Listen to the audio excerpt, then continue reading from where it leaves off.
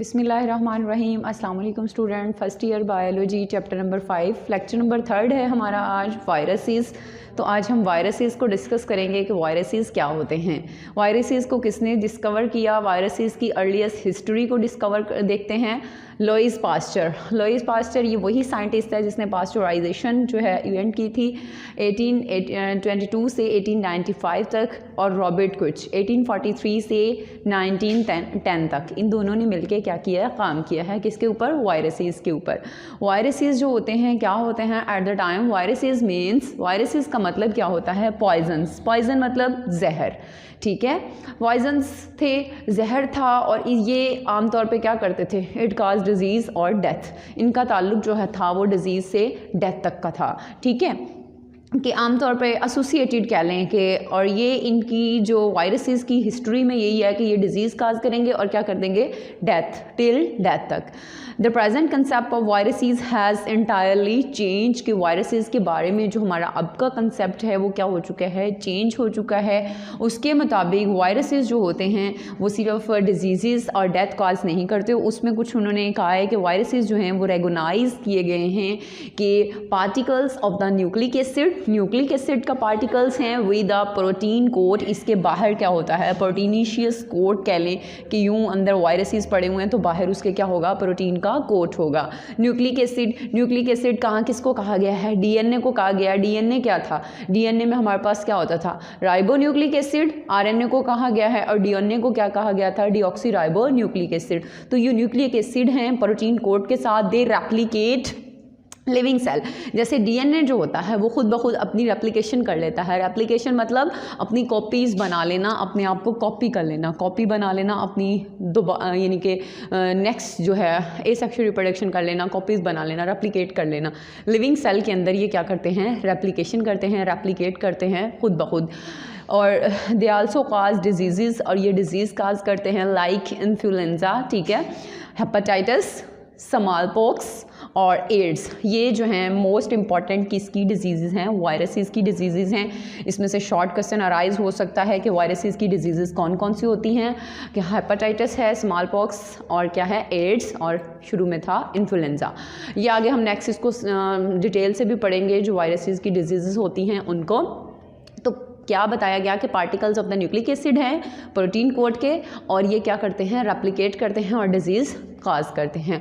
तो यहाँ पे एक डेफिनेशन आती है हमारे पास, virology. What is virology, virology क्या होती है, the branch of biology we deals with the study of viruses, जिसके अंदर हम किसकी स्टडी करते हैं, वायरस की स्टडी करते हैं, या वायरसेस कह लें, इनकी स्टडी को क्या कहते हैं, वायरोलॉजी कहते हैं। Study of viruses is called a virology, ठीक हो गया।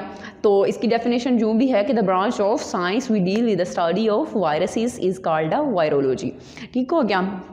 यहाँ तक तो था हमारा वायरोलॉजी के बारे में, और ये इसका अर्लियर इंट्रोडक्शन, ठीक है। बाद में इसकी डेफिनेशन की तरफ आते हैं। तो इसकी डेफिनेशन क्या है वायरसेस की, कि non cellular infectious entities which contain इधर आरएनए और डीएनए, ठीक है, कि क्या है, नॉन सेलुलर हैं, किसके ऊपर मुश्तमिल होते हैं, आरएनए और डीएनए। मैंने अभी आपको बताया कि जब हमारे पास न्यूक्लिक एसिड की बात आ गई, न्यूक्लिक एसिड का जिक्र हो गया, तो डीएनए का जिक्र हो गया। डीएनए में क्या है, डीऑक्सीराइबो न्यूक्लिक एसिड, और ये क्या है, राइबोन्यूक्लिक एसिड है। तो यहाँ पे सिर्फ न्यूक्लिक एसिड की बात हुई थी, तो उसने कहा कि नॉन सेलुलर इन्फेक्शियस हैं जो कि आरएनए और डीएनए दोनों के ऊपर मुश्तमिल होते हैं। Normally enclosed in a proteinaceous coat, ये किसके अंदर होते हैं, इनक्लोज्ड प्रोटीन के अंदर। देखें डीएनए के अंदर भी क्या होती है, प्रोटीन होती है। डीएनए किससे मिलकर बनता है, प्रोटीन से होता है ना। तो ये क्या है, प्रोटीनिशियस कोट होगा इसके इर्द गिर्द, एंड प्रोड्यूस लिविंग सेल्स, और लिविंग सेल्स को क्या करते हैं, प्रोड्यूस करते हैं, ठीक हो गया। ये थी इसकी डेफिनेशन कि नॉन सेलुलर इन्फेक्शन है जिसके अंदर आरएनए भी होता है, डीएनए भी होता है, और प्रोटीन के कोट इसके इर्द गिर्द होता है। इसका स्ट्रक्चर पढ़ेंगे तो उसमें आपको पता चल जाएगा किस तरह से प्रोटीन का कोट होता है। और वायरसेस जो है आमतौर पे किस वर्ड से निकला है? वायरसेस जो होता है लातीन वर्ड है, ठीक है, लातीन वर्ड है। लातीन वर्ड विनोम से निकला है। विनोम का क्या मतलब था? Venom mean poison fluid. Venom का मतलब था कि पॉइजन फ्यूल, जहरीला जो फ्लूइड होता है, जहरीला मादा जो था उससे निकला है। विनोम से ये यूज़ किया जाता था। दे यूज़ बायोसिंथेटिक, बायोसिंथेटिक में यूज़ होता था कि यानी खुद ब खुद चीज़ों को बना लेना, सिंथेसाइज कर लेना। दे देन ट्रांसफ़र होता है them cell efficiently to other cell, के एक से दूसरे सेल में ट्रांसफ़र हो जाता है इजीली। ठीक हो गया? तो यहाँ तक था हमारा वायरसेस का इंट्रोडक्शन। नेक्स्ट हम देखते हैं जी। तो नेक्स्ट जो है डिस्कवरी ऑफ वायरसेस देखना है कि डिस्कवरी ऑफ वायरसेस क्या होती है, डिस्कवर कैसे हुए। वायरल डिजीज़ जो होती हैं वो नोन फॉर सेंचुरीज़, कि वायरल डिजीज़ जो थी उनके बारे में तो बहुत सदियाँ पहले ही पता था कि ये वायरल डिजीज़ हैं, सही है। अब यहाँ पे जो है मेथड ऑफ प्रिवेंटेशन बताना था कि इनसे बचने का जो है वो तरीका क्या है, क्योंकि वायरल डिजीज़ का तो पता था, ठीक है। तो एडवर्ड जेनर जो है उसने वैक्सीनेट किया, ठीक है, वैक्सीनेशन को आज़ाद किया था, ठीक है। इसने वैक्सीनेटेड 8-year बॉय 1796 ने एक 8 साल बच्चे के ऊपर एक एक्सपेरिमेंट कह लें या वैक्सीनेट किया उसको काउपॉक्स से, ठीक है। काउपॉक्स जो थी, हाँ, cowpox is a viral disease of cow. Cowpox जो थी वो काउ से वायरल डिजीज़ लगती थी वायरस के थ्रू, यानी कि पॉक्सेस बनते थे, ठीक है। लियंस होते हैं दाने, लियंस का मतलब क्या होता है? दाने, ठीक है। ऑन योर स्किन, कि स्किन के ऊपर काऊ के पॉक्सेस से जो थे छोटे छोटे दाने बनते थे, ठीक है। पस बन जाती थी, उनके अंदर क्या होती थी? पस फिलर होती थी, जैसे पीप जिसे कह लें, ठीक है। तो उसने कहा है अब यही पस जो थी इसके से ही उसने क्या किया है? ट्रीटमेंट किया है फॉर वैक्सीनेशन ऑफ बॉय की। Successfully vaccinated 23 persons. अब उसने क्या किया कि ये जो मटेरियल पस था वाज रिमूव फ्रॉम दिस लियंस, कि इस लियंस, इन दानों के अंदर से ये जो पस थी उसको क्या कर दिया? उसने रिमूव कर दिया, सही है। आफ्टर 6 वीक, कुछ वीक्स के बाद, द बॉयज़ वाज इनक्यूलेटेड विद पस from a small pox patient but he did not develop disease, कि उसके अंदर डिजीज़ जो है वो नहीं हो सकी। तो अब उसने इसी को क्या कर दिया? वैक्सीनेशन के तौर पे इस्तेमाल किया। मतलब किया क्या है उसने कि लियंस बने, काऊ के दाने बने, और दानों के अंदर से जो पस थी उसने उस पस को रिमूव किया, और इसी पस से यानी कि जो है उसने ट्रीटमेंट किया एक छोटे बॉय का। अब जब बॉय का ट्रीटमेंट किया तो उसके अंदर ये दाने और ये डिजीज़ नहीं काज हो सकी, तो इससे उसने क्या कर लिया? वैक्सीनेटेड कर लिया, ठीक है। वैक्सीनेटेड की जो डेफिनेशन थी वो कहाँ से अराइज होती थी कि उसने एडवर्ड जेनर ने जो मटीरियल यूज़ किया था from a cow pox lesions for vaccination, he successfully, यहाँ से वो सक्सेसफुल हो गया। उसने 23 पेशेंट्स जो थे, पर्सन जो थे, उनका इलाज किया। काऊ इज़ कॉल्ड अ वैका, काऊ को क्या कहा जाता है? वैका कहा जाता है। इन लतीन, लतीन में काऊ को, जो काऊ होती है उसको वैका कहा जाता था, वहीं से इसने वैक्सीन निकाला। So material is obtained from cow is called a vaccination, और जो मटीरियल काऊ पॉक्स से निकला उसको क्या क्या दिया गया? वैक्सीनेशन कर दिया गया। और ये काम किसका था? लुईस पास्चर का था। कि लुईस पास्चर ने क्या किया कि एक छोटे बॉय के जो दाने थे, पस थी, पस उसने उनमें से निकाल ली और उसके साथ ही इसको इनोकुलेटेड किया, ट्रांसफ़र किया टू अनदर बॉडी, और वहाँ पे जो है वहाँ पे डिजीज़ काज नहीं की, तो उसने क्या कर लिया? यहाँ से वैक्सीनेशन को डिस्कवर कर लिया, ठीक हो गया। अब ये जो मटीरियल था इसको वैक्सीनेशन के लिए ऑब्टेन किया वैका था, और वैका से, वैका किसको कहते हैं? काऊ को कहते हैं, इसलिए इसका नाम क्या दे दिया? वैक्सीनेशन। लुईस पास्चर ने इस टेक्निक को ईजाद किया था, ठीक है। वैक्सीनेशन जो होती है वो बिफोर डिजीज़ की जाती है, जैसे वैक्सीन करवाई जाती है किसी भी चीज़ की। देखें जो ट्रीटमेंट होता है वो डिजीज़ हो जाने के बाद होता है, और वैक्सीनेशन जो होती है वो बिफोर डिजीज़ होती है। जैसे पोलियो की वैक्सीनेशन होती है, पोलियो से बचने के लिए बच्चों को क्या किए जाते हैं? कतरे पिलाए जाते हैं, तो वो बीमारी से पहले वैक्सीन थी। यहाँ भी उसने एक बच्चे के 8 साल का जो बच्चा था, 8 ईयर्स का, उसने बिफोर डिजीज़ के काऊ पॉक्स से पहले उसको ट्रीटमेंट किया था। किसका? वो जो पॉक्सेस थे उसको रिमूव कर दिया था, जो पस थी उसके अंदर, तो इसके थ्रू उसका जो ट्रीटमेंट था ये कामयाब रहा, यानी वैक्सीनेशन जो थी उसकी कामयाब रही, तो इसने इसको का नाम दे दिया वैक्सीनेशन का। अब देखते हैं work of Charles Charles Chamberland जो था उसने 1884 में काम किया। Bacteria can not pass through पोर।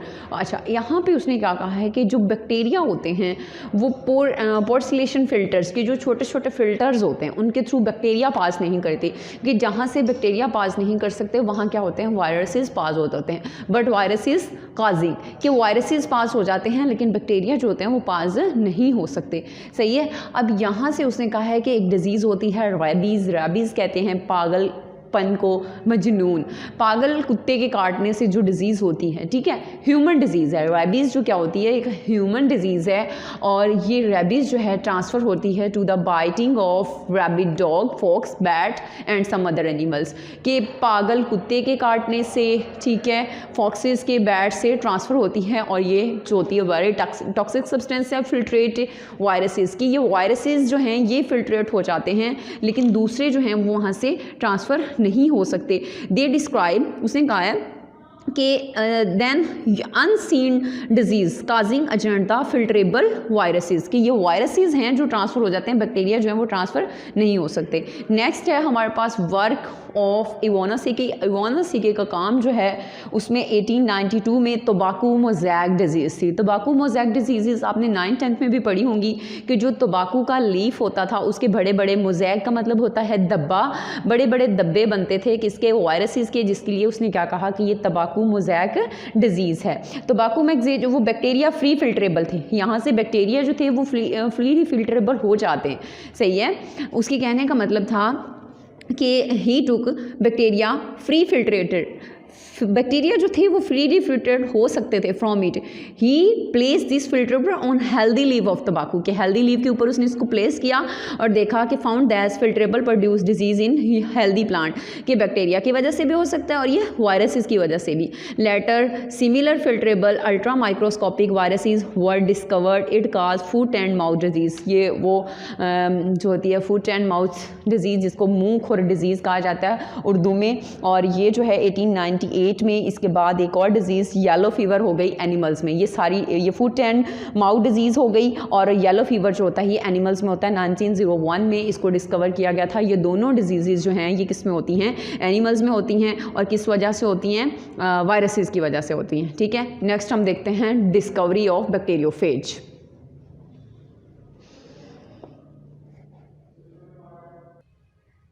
जी, तो नेक्स्ट देखना था हमने डिस्कवरी ऑफ बैक्टीरियोफेज की, बैक्टीरियोफेज की डिस्कवरी कैसे हुई। वायरसेस दैट इन्फेक्ट बैक्टीरिया, जो बैक्टीरिया को इन्फेक्ट करते थे, वायरसेस जो थे बैक्टीरिया के ऊपर भी इन्फेक्शन काज कर देते थे ना, ये बैक्टीरिया को खा लेते थे। टॉट साइंटिस्ट था 1915 में और डी हैरले जो था उसने 1917 में उसके ऊपर वर्क किया और उन्होंने बैक्टीरियोफेज को जो है डिस्कवर किया। बैक्टीरियोफेज जो थे वो क्या थे और किस तरह से डिस्कवर हुए।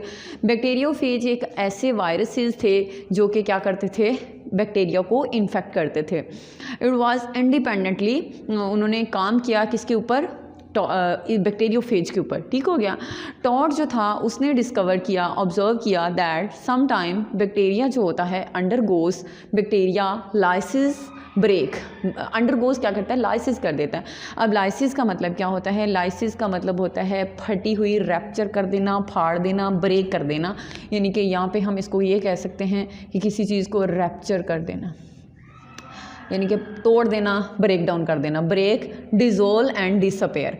कि बैक्टीरिया जो था उसने कहा कि bacteria undergoes lysis, during lysis bacteria break, dissolve and disappear. कि जब लाइसिस होती है बैक्टीरिया टूटता है, डिज़ोल्व होता है और क्या हो जाता है, डिसअपेयर हो जाता है। अब ये लाइसिस अटैक बैक्टीरिया के ऊपर कौन कर रहा था, वायरसेस कर रहा था। ठीक है। लाइसिस जो है, जब लाइसिस हो जाती है, दिस लाइसिस कैन बी, ये लाइसिस जो होती है ट्रांसफ़र हो जाती है, transfer from one colony to another. कि ये जो रैप्चर होने का प्रोसेस है, लाइसिस का प्रोसेस है, यानी कि ब्रेक डाउन होने का, रैप्चर होना, फट जाना, टूट जाना बैक्टीरिया का, ट्रांसफ़र हो रहा है एक कॉलोनी से दूसरी कॉलोनी में। बैक्टीरिया की क्या होती हैं, कॉलोनीज़ होती हैं। ठीक है। अब यहाँ तक तो हो गया, ठीक है। अब ये जो even a small amount of material from this lysis colony can transfer this lysis effect, कि जब लाइसिस इफेक्ट होता था इसके ऊपर तो जो बैक्टीरिया थे एक कॉलोनी से दूसरी कॉलोनी में ट्रांसफ़र होते, यहाँ तक कि उसकी छोटी सी स्मॉल अमाउंट जो थी वो भी ट्रांसफ़र हो जाती थी। सही है। किसकी वजह से? अटैक कौन कर रहा था बैक्टीरिया के ऊपर? वायरसेस। उसने कहा इफ़ इसको अगर फिल्ट्रेट किया गया या हीटेड किया गया, if filtrate is heated, heat किया गया, द लाइसिस प्रॉपर्टी डिस्ट्रॉयड, यानी कि अगर इसको हीट किया गया तो ये लाइसिस की जो काम था यानी रैप्चर होने का या टूटने का, तो ये ख़त्म हो गया, डिस्ट्रॉयड हो गया जब उसने इसको क्या किया? हीट किया। यहाँ से concluded that the lytic agent was viruses, यहाँ से उसने ही कंक्लूडेड कि ये जो लाइसिस हो रहा है, ये जो लाइटिक काम हो रहा है, ये किसका काम है? ये लाइटिक जो है ये वायरस का काम है। किसका काम है? ये वायरस का काम है, वायरसेस का काम है। क्योंकि जब वायरसेस इसके ऊपर अटैक करते थे वो टूटता था, ब्रेक होता था, डिज़ोल्व होता था और डिसअपेयर हो जाता था और इसकी डिस्पर्जन एक कॉलोनी से दूसरी कॉलोनी में जा रही थी। लेकिन जब उसने इसको क्या किया? हीट किया, तो ये काम जो था लाइसिस वाला ख़त्म हो गया। इट मीन्स कि हीट करने से वायरसेस जो हैं वो डिस्ट्रॉय हुए हैं, ख़त्म हुए। ठीक हो गया। ये डी हेरले जो था, डी हेरले एक साइंटिस्ट था, हेरली, इसने रीडिस्कवर किया। ठीक है। डी हेरले ने क्या किया? रीडिस्कवर इन 1917, 1917 में इसने इस काम को दोबारा से डिस्कवर किया और कहा कि ये जो हैं बैक्टीरियोफेज होते हैं। ही यूज़ द वर्ड बैक्टीरियोफेज। अब उसने यहाँ पे एक वर्ड यूज़ किया बैक्टीरियोफेज, किसके लिए? वायरसेस के लिए।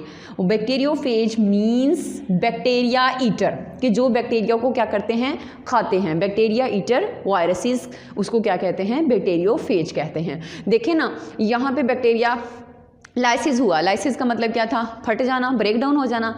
ये सारा काम कौन करवा रहा था? वायरसेस करवा रहे थे। जब उसने इसको हीट किया तो ये लाइसिस का प्रोसेस रुक गया।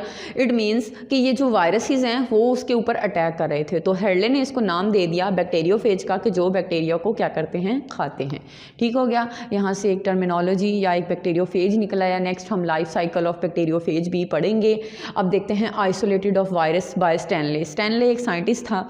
स्टैनले ने क्या किया? प्यूरिफाइड किया है। 1955 में इसने दोबारा से काम किया। He was successfully in crystallizing the तंबाकू मोज़ैक वायरसेस, क्रिस्टलाइजिंग द तंबाकू मोज़ैक, तंबाकू के ऊपर काम किया कि तंबाकू के ऊपर, तंबाकू के जो लीफ थे उसके ऊपर जो क्रिस्टल बन रहे थे, जो मोज़ैक बन रहे थे, उसके ऊपर उसने काम किया। केमिकली एनालाइज्ड, केमिकली तौर पे इसने क्या किया? एनालाइज किया दीज पार्टिकल्स, इन जो पार्टिकल्स बन रहे थे एनालाइज किया। उनके ऊपर एनालाइज करना होता है तज्जिया करना, किसी चीज़ को चेक करना। ठीक है।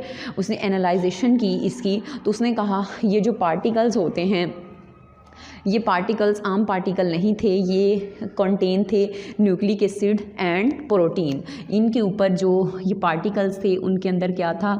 न्यूक्लिक एसिड था और क्या थी? प्रोटीन थी। इट मीन्स के वही हो गया ना कि वायरसेस हो गया। न्यूक्लिक एसिड किसके अंदर था? वायरसेस के अंदर था। और क्या थी? प्रोटीन थी। प्रोटीन उसके ऊपर क्या होता है? कोट होता है। सही है। ये पार्टिकल्स किसके ऊपर मुश्तमिल थे? न्यूक्लिक एसिड और प्रोटीन पे। It's just that virus have a simple chemical composition, कि सिंपल केमिकल कंपोजिशन, सिंपल मैंने 2 बार लिख दिया, सॉरी। सिंपल केमिकल कंपोजिशन कि क्या होती है? सिंपल केमिकल कंपोजिशन होती है किसकी? वायरसेस की। किस चीज़ से बनती हैं वायरसेस? न्यूक्लिक एसिड और प्रोटीन के। न्यूक्लिक एसिड अंदर मटेरियल और प्रोटीन का क्या है? उसके ऊपर कोट होता है। सही है। उसने आइसोलेट करना था ना, कि पता चले कि ये जो तंबाकू के ऊपर डिजीज़ हो रही है, तंबाकू की केमिकली उसकी केमिकल कंपोजिशन क्या है। तो यहाँ तक तो था इसका अर्ली इंट्रोडक्शन। अब बात करते हैं करैक्टरिस्टिक्स की, कि करैक्टरिस्टिक्स ऑफ वायरसेस क्या होते हैं। तो करैक्टरिस्टिक्स में देखते हैं कि viruses are very small in size, बहुत छोटा इनका क्या होता है? साइज़ होता है, वेरी टीनी होता है। दे कैन ओनली सी, यानी कि सिर्फ हम इसे इलेक्ट्रॉन माइक्रोस्कोप के अंदर देख सकते हैं, वैसे ये हमें आम आँख से नज़र नहीं आते। उसके अलावा उसने कहा है कि 250 नैनोमीटर, 250 क्या होता है? ये NM का क्या मतलब है? नैनोमीटर। 1 नैनोमीटर जो होता है उसको 10⁻⁹ मीटर तक जाता है। ये M क्या है? मीटर तक जाता है। यानी कि ये इतने छोटे होते हैं कि 250 नैनोमीटर होते हैं। और 1 नैनोमीटर क्या है? 10⁻⁹ 9, ठीक है। अब ये पॉक्स वायरसेस थे, इनका साइज़ क्या था, पॉक्स वायरसेस इतने थे 250 नैनोमीटर। पॉक्स वायरसेस जो हैं वो क्या काज करते हैं, स्मॉल पॉक्स काज करते हैं। पीछे हमने पढ़ा था ना कि स्मॉल पॉक्स भी इसकी डिजीज़ होती है वायरस की, तो पॉक्स वायरसेस क्या काज करते हैं, स्मॉल पॉक्स को काज करते हैं, सही।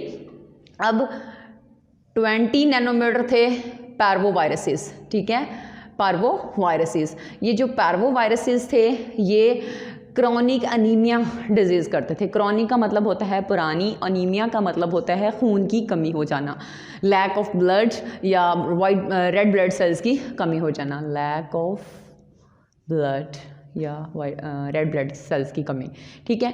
तो उसने कहा कि ये बैक्टीरिया, इनका साइज जो है वो वेरी स्मॉल है, इतना इतना होता है। अब उसने कहा है 10 से लेकर 1000 टाइम्स स्मॉलर देन बैक्टीरिया, कि ये बैक्टीरिया से 10 से 1000 टाइम स्मॉलर थे। सो इतने स्मॉलर होने की वजह से ये वहाँ से गुजर सकते हैं, दे कैन फिल्ट्रेट या they can pass where bacteria can not be pass, कि इतने छोटे हैं ये कि जहाँ से बैक्टीरिया गुजर नहीं सकता वहाँ से क्या होता है, वायरसेस गुजर जाते हैं, वायरसेस पास हो सकते हैं, where they can not bacteria pass, okay. अब इसकी जो प्रोडक्शन है उसने कहा है they grow artificial media, artificial media में, यानी कि खुद ए सेक्शुअल रिप्रोडक्शन होती है, टेस्ट ट्यूब में ये ग्रो हो सकते हैं, जैसे ए सेक्शुअल चीज़ों को हम ग्रो करवाते हैं, तो आर्टिफिशियली तौर पे ये क्या होते हैं, ग्रो होते हैं। तो रिप्रोड्यूस हो सकते हैं in animal and plant cell में माइक्रो ऑर्गेनिजम्स की तरह, जैसे छोटे छोटे माइक्रो ऑर्गेनिजम्स, टीनी ऑर्गेनिज्म होते हैं जिसे हम फंजाई कहते हैं, बैक्टीरिया और वायरसेस आमतौर पर हम माइक्रो ऑर्गेनिज्म में यही पढ़ते हैं, तो ये प्लांट्स और एनिमल सेल में प्रोड्यूस हो सकते हैं, ठीक है, होते हैं बल्कि। अब बात करते हैं इसकी रेप्लिकेशन की, तो दे कैन रेप्लिकेशन करते हैं इटसेल्फ, खुद ब खुद ये क्या कर लेते हैं, अपनी रेप्लिकेशन कर लेते हैं। रेप्लिकेट करना, अपनी कॉपीज़ बनाना, अपने आप को दोबारा से जो है बना लेना, रिप्रोड्यूस कर लेना, ठीक है। Many copies of replication of viruses are transfer from the replication, के रेप्लिकेशन से इसकी ट्रांसफ़र हो जाती है, सही हो गया।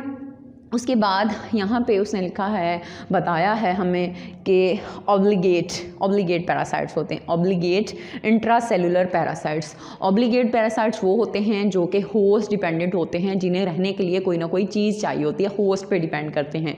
इंट्रासेलुलर यानी कि ये सेल के अंदर होते हैं। पैरासाइट्स का मतलब होता है कीड़े, ठीक है, पैरासाइट्स वो होते हैं जो होस्ट पे डिपेंड करते हैं।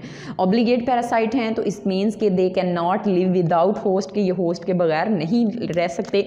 जैसे इन्हें किसी भी चीज़ की ज़रूरत होती है रहने के लिए, जैसे हमारे पास टर्मिट होती है, दीमक होती है, वो लकड़ी पे लगती है, गीली लकड़ी को नहीं लगती, खुश्क लकड़ी को जो है वो दीमक लगती है, सही है। तो अब उसका वो होस्ट होता है, इसी तरह से इनका भी क्या ना होगा, कोई ना कोई होस्ट होगा, ऑब्लिगेट पैरासाइट होंगे। और they lack metabolic enzymes, metabolic enzymes वो इंजाइम्स होते हैं जो कि मेटाबोलाइज करते हैं, यानी कि रिएक्शन रेट करते हैं। मशीनरी इंजाइम्स होते हैं, यानी हमारे अंदर जैसे मेटाबॉलिज्म का प्रोसेस होता है, मेटाबॉलिज्म होता है किसी दो तरह के होते हैं, एनाबॉलिज्म और कैटाबॉलिज्म, चीज़ों की ब्रेक डाउन करना।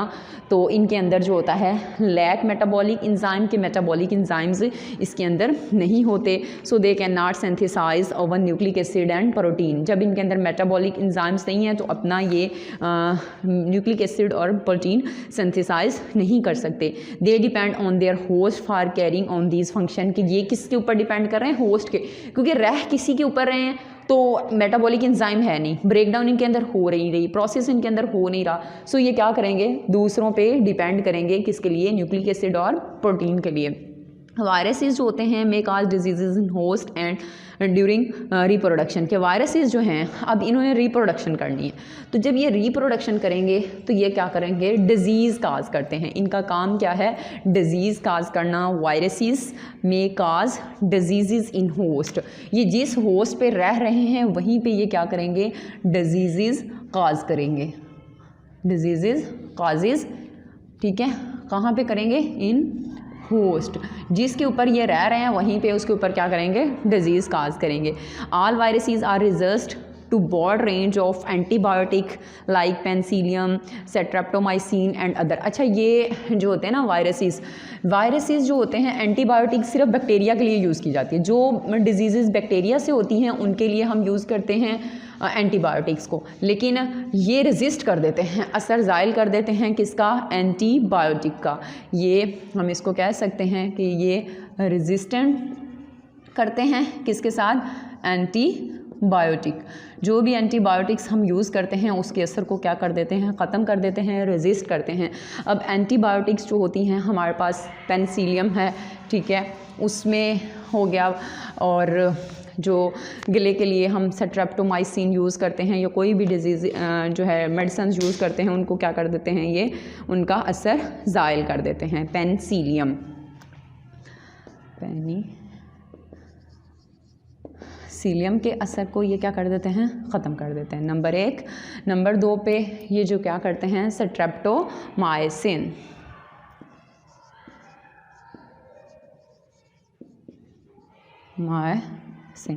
ठीक है, और सम अदर एंटीबायोटिक्स जो होते हैं उनके असर को ये क्या कर देते हैं, टोटली कंप्लीटली तौर पे ख़त्म कर देते हैं। और रेजिस्टेंस हैं किसके साथ, एंटीबायोटिक, जैसे कोई वायरस डिजीज़ है, वायरस के लिए एंटीबायोटिक काम नहीं करेंगे, उनके काम को ये क्या कर देते हैं, ख़त्म कर देते हैं। तो ये था आज का हमारा टॉपिक जिसमें हमने वायरसेस को पढ़ा, वायरसेस की डेफिनेशन पढ़ी, वायरसेस डिस्कवर किसने किए, साइंटिस्ट का वर्क पढ़ा, और जो है करैक्टरिस्टिक्स पढ़े हैं, इसके बैक्टीरियोफेज पढ़ा है। ये इसके करैक्टरिस्टिक्स हैं, बहुत इंपॉर्टेंट हैं। जो आपने असाइनमेंट बनानी है उसमें आपने लिखना है करैक्टरिस्टिक्स ऑफ वायरसेस, ठीक है, और डिस्कवरी ऑफ वायरसेस। ये पूरा टॉपिक ही जो है आपने इसको राइट करना है शुरू से लेकर एंड तक। तो इसमें से जो शॉर्ट क्वेश्चन है वो यही हो सकते हैं कि वायरल डिजीज़ क्या हो सकती हैं और करैक्टरिस्टिक्स ऑफ वायरसेस। तो नेक्स्ट लेक्चर में हाजिर होंगे। अल्लाह हाफिज़।